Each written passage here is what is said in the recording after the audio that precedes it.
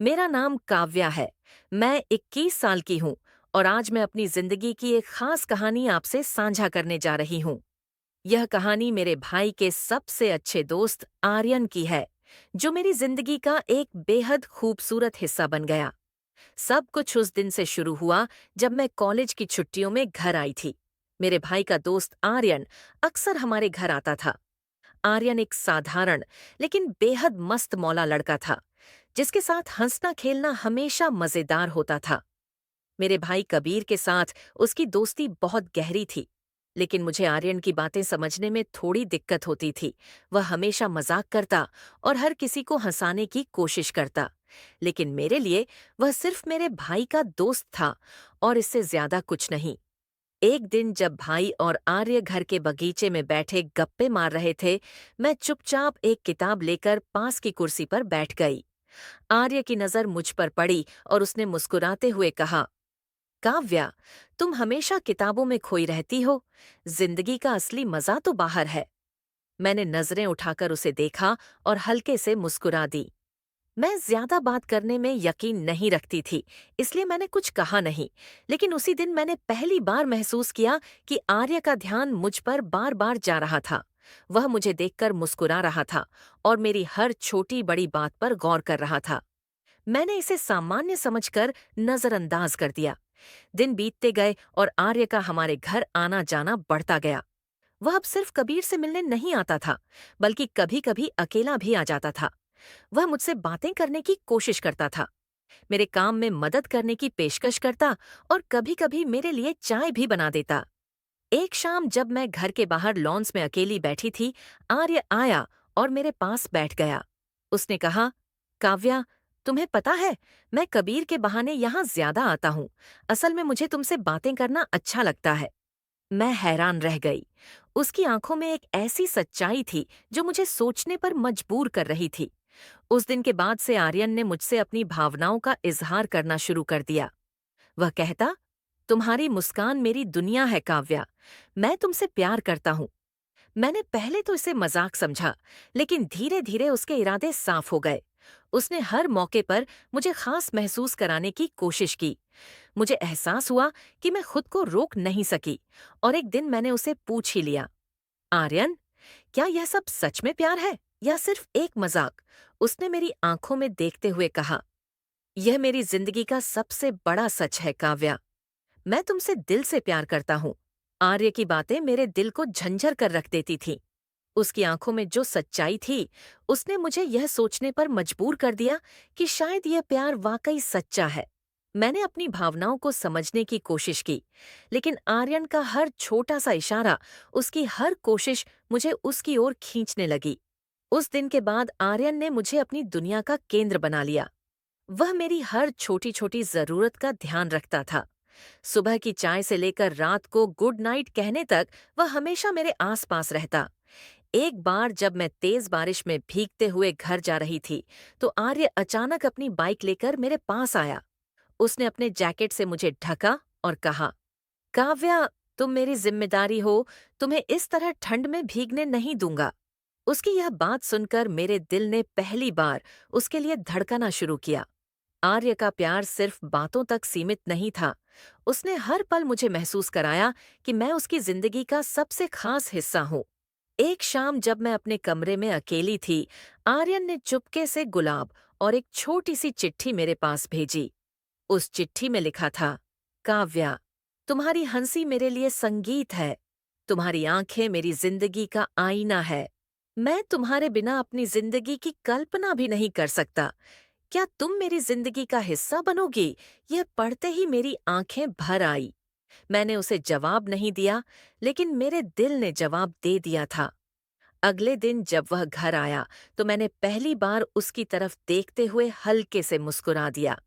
शायद उसने मेरी मुस्कान में ही अपना जवाब पढ़ लिया था। उसके बाद हमारा रिश्ता और गहरा हो गया। वह हर वक्त मेरे आसपास रहता, मेरी खुशी का ख्याल रखता।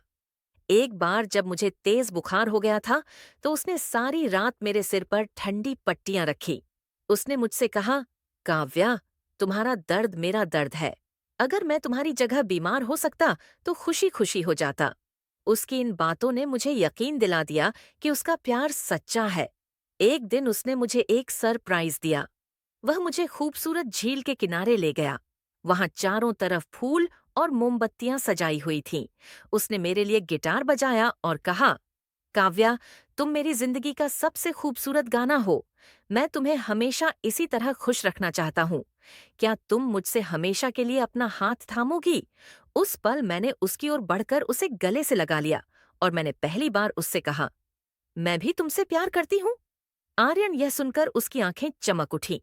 वह मुझे भरपूर प्यार देता रहा, हर पल मेरा ख्याल रखता रहा। आर्य का प्यार जैसे मेरी जिंदगी का सबसे खूबसूरत एहसास बन गया था। मैं हर दिन और ज्यादा खास महसूस कराती।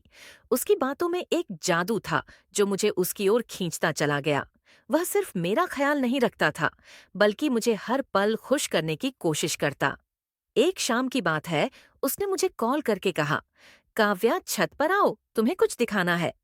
जब मैं छत पर पहुंची तो वह चारों तरफ फूलों की पंखुड़ियां बिखरी हुई थी और बीच में एक छोटी सी टेबल पर मोमबत्तियां जल रही थी। आर्यन पहले से वहां खड़ा था। उसके हाथ में गिटार था। उसने मुझे देखते ही मुस्कुराते हुए कहा, यह सिर्फ तुम्हारे लिए है। उसने गिटार बजाते हुए मेरे लिए एक गाना गाया। उसकी आवाज, उसकी आंखों की गहराई और उस पल की खूबसूरती ने मुझे अंदर तक छू लिया। जब गाना खत्म हुआ तो वह मेरे करीब आया और धीरे से बोला, काव्या, तुम मेरी दुनिया हो।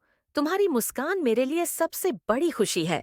मैं हर दिन तुम्हें ऐसे खुश रखना चाहता हूँ। मैं उसे कुछ कह पाती, इससे पहले उसने मेरा हाथ पकड़ लिया। उसकी पकड़ में इतनी गर्मजोशी और सच्चाई थी कि मैं कुछ कह नहीं सकती। उसने मेरी आंखों में देखते हुए कहा, काव्या, जब तक मैं हूं, तुम्हें कभी भी अकेला महसूस नहीं होने दूंगा। तुम्हारा हर सपना मेरा सपना है। तुम्हारी हर खुशी मेरी जिम्मेदारी है। उसका यह अंदाज इतना रोमांटिक था कि मैंने खुद को रोक नहीं पाया। मैंने धीरे से कहा, आर्यन, तुम जानते हो कि तुम्हारा यह प्यार मेरी जिंदगी को कितनी खूबसूरत बना रहा है। उसने मुस्कुराते हुए कहा, काव्या, यह तो बस शुरुआत है। तुम्हें पूरी जिंदगी भर प्यार दूंगा। इसके बाद आर्यन हर दिन कुछ न कुछ ऐसा करता जिससे मैं उसकी दीवानी होती चली गई। एक बार जब मैं कॉलेज का एक प्रोजेक्ट लेकर परेशान थी तो उसने पूरा दिन मेरे साथ बिताया, सिर्फ मेरी मदद के लिए। उसने कहा, तुम्हारी परेशानी मेरी परेशानी है, काव्या। फिर एक दिन वह मुझे शहर के सबसे खूबसूरत गार्डन में ले गया। वहां उसने मेरे लिए ढेर सारे लाल गुलाब सजाए थे। उसने एक घुटने पर बैठकर कहा, काव्या, मैं तुमसे बेइंतहा मोहब्बत करता हूँ। तुम्हारे बिना मेरी जिंदगी अधूरी है। क्या तुम मेरी जिंदगी का हिस्सा बनोगी? उसकी यह बातें सुनकर मेरी आंखें नम हो गई। मैंने धीरे से उसका हाथ थाम लिया और कहा, आर्य, मैं हमेशा तुम्हारे साथ रहना चाहती। उसने मुझे अपने सीने से लगा लिया और बोला, तुम्हारा साथ मेरी जिंदगी का सबसे बड़ा तोहफा है। उस पल ऐसा लगा जैसे सारी दुनिया हमारे लिए थम गई हो। वह इतना रोमांटिक और प्यार करने वाला था कि उसके साथ हर दिन मेरे लिए एक सपने जैसा लगता था। आर्य के साथ बिताए हर पल ने मुझे जीने का नया नजरिया दिया। उसकी मौजूदगी ने मेरी जिंदगी को इतना खूबसूरत बना दिया था कि मैं खुद को पहले से भी ज्यादा खुश और संपूर्ण महसूस करने लगी थी। उसने मुझे प्यार करना सिखाया, ना सिर्फ उसे बल्कि खुद को भी। वह हमेशा कहता था, काव्या, प्यार का मतलब सिर्फ किसी के लिए जीना नहीं होता, बल्कि खुद को समझना और अपनी खुशियों को पहचानना भी है। उसकी बातों ने मेरे अंदर एक नई ऊर्जा भर दी थी। वह मेरे हर डर को दूर करता, हर कमी को पूरा करता। एक दिन उसने मुझे अपने सबसे पसंदीदा जगह पर ले जाकर कहा, काव्या, तुम्हें पता है, तुमने मुझे प्यार पर यकीन करना सिखाया है। तुम्हारे बिना शायद मैं कभी यह समझ ही नहीं पाता कि प्यार कितना खूबसूरत हो सकता है। उसकी बातें सुनकर मेरा दिल भर आया। मैंने उससे कहा, आर्यन, तुमने मुझे मेरी जिंदगी का सबसे अनमोल तोहफा दिया है। खुद से प्यार करने का एहसास। हमारा रिश्ता अब इतना गहरा हो चुका था कि हमारे बीच किसी और चीज की जगह ही नहीं बची थी। वह मेरे हर ख्वाब को अपनी आंखों में बसाए रहता और मेरी हर खुशी को अपनी प्राथमिकता बना लेता। एक शाम जब सूरज ढल रहा था, आर्यन मुझे शहर के सबसे खूबसूरत पहाड़ पर ले गया। वहां उसने मेरा हाथ थाम कर कहा, काव्या, इस सफर में मैंने तुम्हारे साथ जितने पल बिताए, वह मेरी जिंदगी का सबसे बड़ा खजाना है। मैं तुमसे बस यही वादा करता हूँ कि तुम्हें हमेशा यूं ही प्यार करता रहूंगा, उसने कहा। लेकिन काव्या, प्यार का मतलब हमेशा एक दूसरे को आजाद रखना भी होता है। अगर कभी तुम्हें ऐसा लगे कि तुम्हें इस रिश्ते से कुछ कमी महसूस हो रही है, तो मैं हमेशा तुम्हें तुम्हारी खुशी के लिए जाने दूंगा, क्योंकि प्यार का असली मतलब खुशी है, कैद नहीं। उसकी बातों ने मुझे इतना प्रभावित किया कि मैंने उसकी ओर देखते हुए कहा, आर्यन, तुमने मुझे